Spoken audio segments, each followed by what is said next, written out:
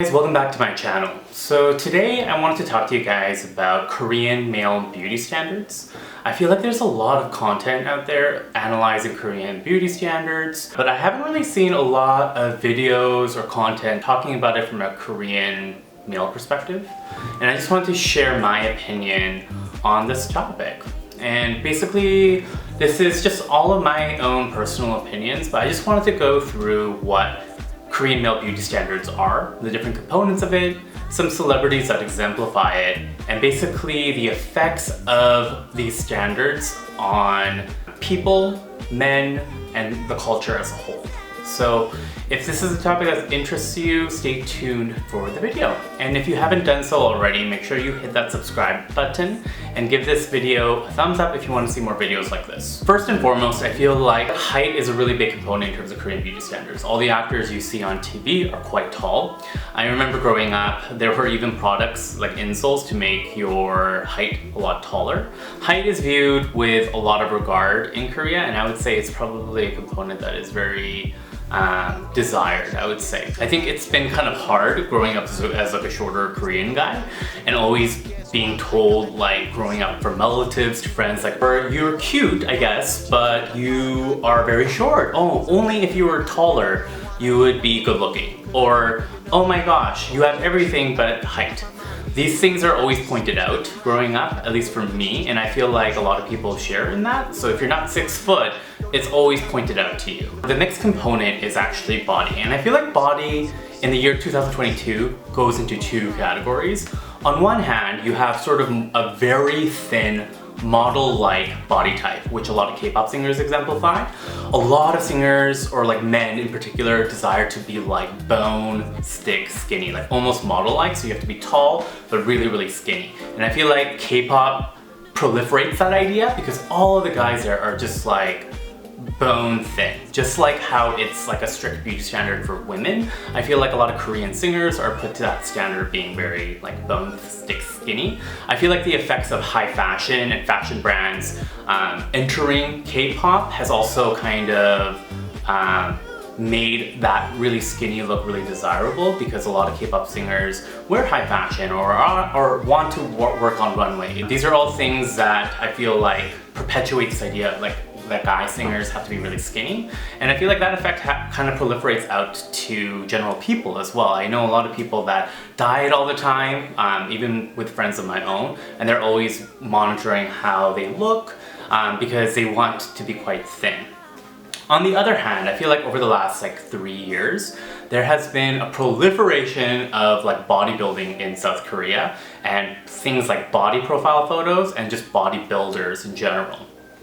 So on the other hand of the axis, you have this other unrealistic standard of men being totally pumped up and having like literally pounds of muscles on them. And what's even crazier about this standard is the fact that these guys oftentimes are like photoshopped in these photos that they post on Instagram, where they don't even look like the photo that they put out, even though they have an amazing body. So that's how warped the sense of like beauty kind of becomes, because it's sort of like, even when you have like this amazing body, a lot of times these photographers on body profile like accounts will Photoshop the photo so that it'll make them look even bigger. So it really distorts people's sense of what a good body is. And I just feel like it's really interesting that there's these like two extremes. On one hand, it's like bone skinny, and the other hand, it's about being just like muscle person. So for the average person, it's very confusing to try to kind of fit, like, where do I fit in within that realm? I feel like an interesting like K-pop singer that has sort of like switched on both ends is Wano.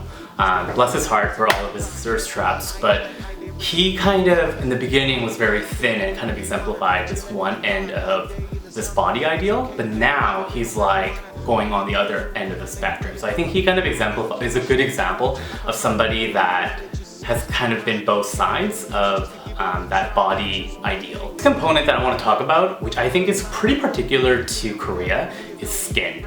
I think strict Korean male beauty standards make you think that you want to attain like perfect, flawless skin, no pimples, no pores, porcelain, really white, really bright. And What's even more interesting is the fact that I feel like in K-media a lot of times they make it seem like it's inherent to that person. They don't really have to work towards having it. It's like desired for this flawless skin to come just naturally. But most people can't attain just naturally flawless, poreless skin. So that's why I feel like K-beauty and skincare and like dermatologists are so popular in Korea, because the average person is not born with flawless skin, including myself. So basically, a lot of times, like K-beauty positions itself as like a means to kind of get that ideal. I also really do find it interesting that like in Korea, it's desired to have very like pale skin. That's something I feel like very specific maybe to Asia as a whole. But in Korea in particular, it's really desired to have not only really nice skin, but for it to be very light. Cool. Now let's go to the topic of face. I feel like this is going to be kind of like a lot of it's like my own personal opinion, but I feel like definitely like the ideal, like Koreans have very strict standards when it comes to defining what a really like handsome face is, which I feel like is very unrealistic a lot of times. Like they expect you to have like a small face, pretty eyes. It doesn't exactly have to be big eyes, but they expect you to kind of have like clean, pretty eyes, whatever that may be to the person, a high bridge nose, and also what's interesting is like not really angular cheekbones or jawbones. It's like kind of like a soft, like round look. They expect you to kind of, those are kind of like the ideal features. On top of that, they expect you to kind of have like thick eyebrows, and no wrinkles, and basically just look perfect. So I think there's so many actors and singers that like kind of exemplify this, but these images are like posted everywhere, sort of in K-media or even in advertisements in Korea, and it kind of causes an effect for people to feel like, you know, even if they're handsome, that they're not enough. Like I notice that when I'm in Korea too, that normally like I don't really think too much about like my looks or anything, but if I'm in Korea, there's so many advertisements around, so many images that are coming at you, that you kind of think like, hey, maybe there's something that I can improve to basically give me an edge or to look a little bit better, just because you're inundated with those images. Those are just like some examples of facial features that I feel like are like the strict Korean male beauty standard. In my personal opinion, and growing up and asking my friends and the people around me, almost every time when you ask somebody like, hey, what is like your ideal Korean guy? What kind of Korean guy do you think looks really good? They always actually say to me that they prefer single eyelids. It's like they have all the other features, but they want somebody with like single eyelids. I know like a lot of times when you look up articles about Korean beauty standards, they say like double eyelids is the ideal, but I feel like with men in particular, over the past like 15 years, I would say, the trend and general consensus is just to have pretty eyes, not necessarily just double eyelids. So now that I've kind of broken down like Korean beauty standards a little bit in terms of my opinions on what I think it is, I'm just going to talk a little bit about how I feel like it's affected me and kind of how I've noticed it affect people around me. I can't really speak to the culture as a whole, but in terms of myself, it's really interesting. I think just having this strict Korean beauty standard and growing up Korean, on one hand, it's kind of a good thing, just because I remember growing up, I didn't really have a lot of examples of people that look like me, but when I started consuming K-media, I'm like, hey, oh my gosh, these people are at least have features that are similar to mine, so I feel like that's more attainable in terms of being able to look like that.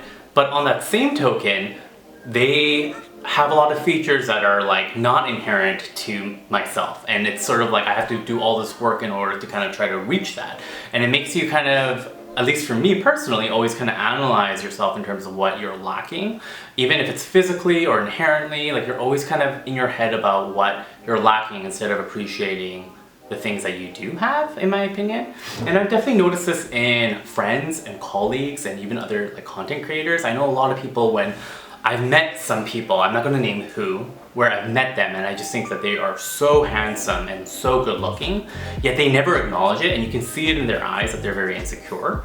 And I know a lot of them that have ended up going under the knife, which I like blew my mind, because I felt like they needed to get nothing done, but it's like they went ahead with like a plastic surgery procedure, and I felt like it was so unnecessary.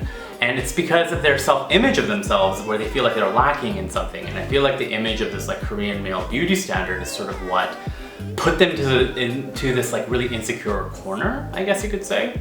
I feel like also in the culture there's like a big like aspect of glow up culture, and I feel like Koreans or like in the Asian American community too, there's this idea that like if you use the right products and you do your hair, you get a perm and you do all these things, and then basically you can get closer to the ideal. There's things you can do to kind of move yourself along to that ideal, and it's like this glow up thing that needs to take place, or that is perpetuated, that it's something that you should be doing in order to improve your life, which isn't exactly the case in my opinion. But anyways, these are just like my personal thoughts on the strict Korean male beauty standard. I feel like there hasn't been a lot of videos or contents coming from like a Korean American perspective, so I just wanted to put that out there.